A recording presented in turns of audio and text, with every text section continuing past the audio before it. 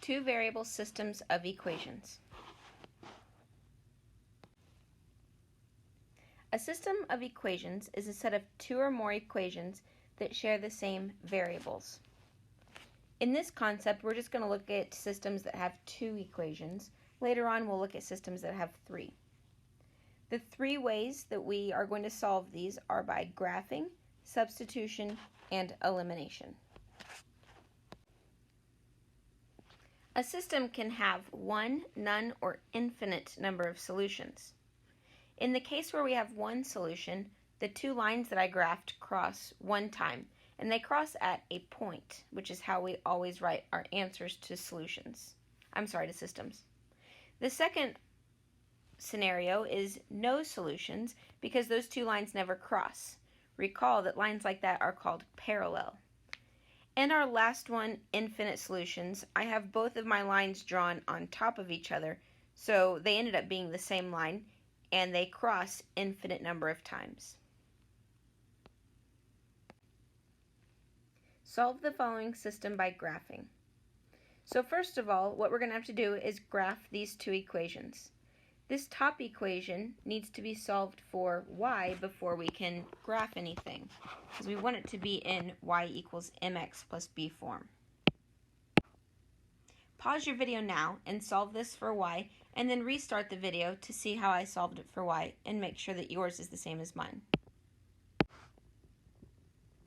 Okay, you always want to start by moving your x term over, so I subtracted my 4x to the other side. Keep in mind that these are not like terms, so I didn't combine them, I just put them side by side. Negative 4x plus 9. And then I went through and I divided everything by negative 3.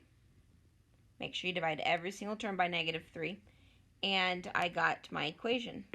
Now to graph this, we're going to start with a dot at negative 3 on the y-axis, because that's our b value. And then we're going to do our slope, which is up 4 and over 3.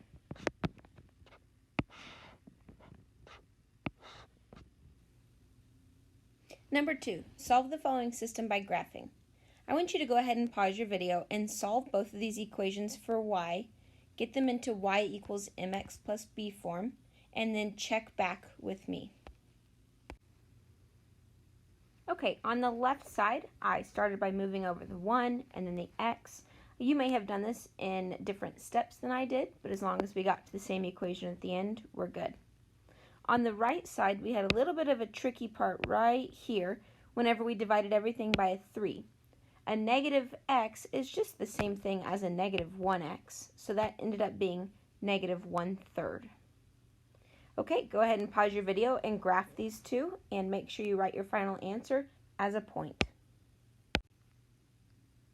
Our final answer ends up being the point 3, 2.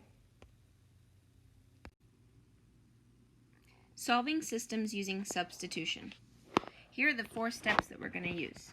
Number 1, solve for one variable if there is not already one solved for.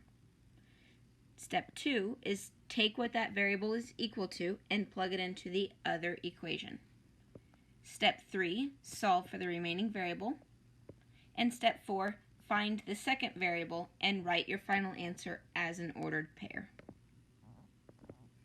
Okay, the first thing is we need to have a variable solved for, which in this problem we already have. See how it's x equals the rest of the equation? So we have our x solved for. So what we're going to do is we're going to take what x equals, the 3y minus 3, and we're going to plug it into the other equation for x. So here we have rewritten the top equation, but instead of putting an x, we plugged in 3y minus 3. Go ahead and solve this equation by distributing your 3 and solving all the way for y. After you solve for y, you should get 1. Now take that 1 and plug it back into one of our equations where you see a y. I think it looks easiest to plug it into the bottom equation since we already have x solved for in that equation.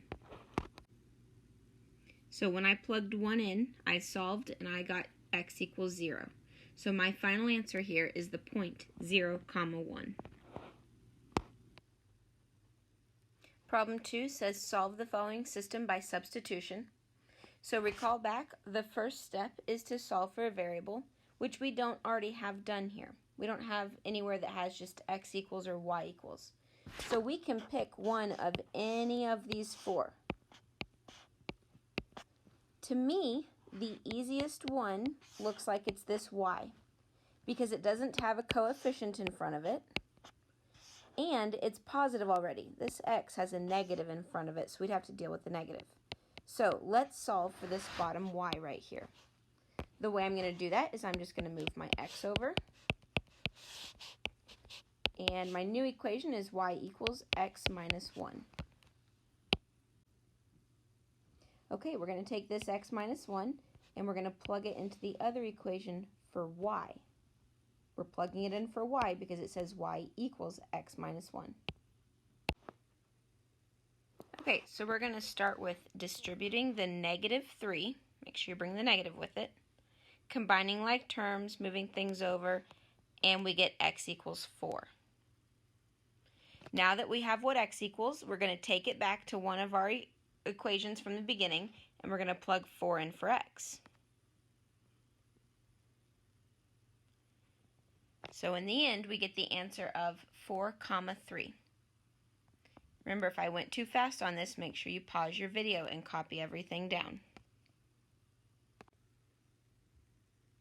Our next method for solving is elimination. This is personally my favorite way to solve systems. Step 1 here is we're going to create opposites. So we want to create some things that add up to 0. My example here is negative 2y and positive 2y. Step 2 is we're going to add the two equations together. So we're going to add down, and it's going to eliminate whichever variable you made opposites in, because they will add up to 0. And we'll be able to solve for whichever variable is left. Step 3, go back and find the other half of your ordered pair. Okay, so in problem 3, we're going to solve by elimination. Our first step is to create opposites. You always want to see if opposites are already there for you. So my x's aren't opposites because 1x plus 2x adds up to 3x. But my y's are opposites. I have negative y and positive y. They add to 1. So we are ready to go with this problem and just add down. When I add my x and my 2x, I get 3x. And when I add the 11 and the 19, I get 30. Make sure you bring your equals down and notice that our y variables canceled out. Okay, if I finish solving this for x, I'm going to get x equals 10. My next step is to take whatever x equaled and plug it back into one of my two original equations. You can use either of the equations. I think that the top one looks like it's the easiest. So I'm going to put 10 where x was and solve for y. So let's subtract the 10 over.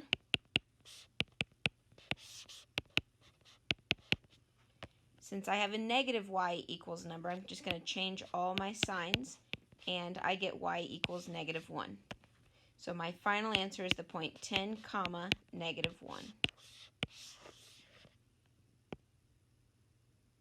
You can always check yourself on any of these systems problems by plugging the numbers back in for x and y.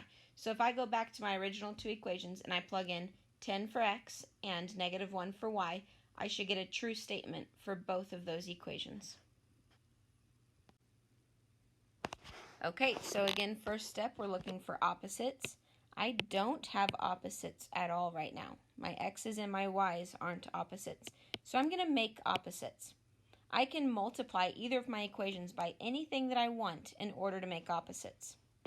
So let's create opposites over here in our x values.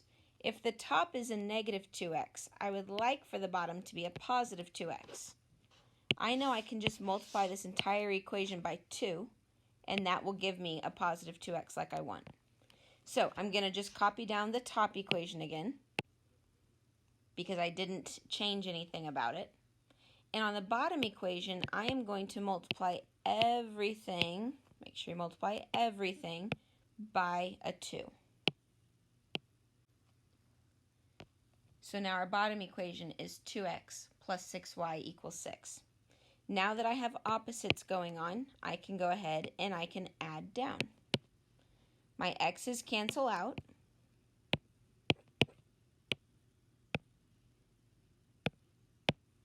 And my 6y and 6y adds to 12y.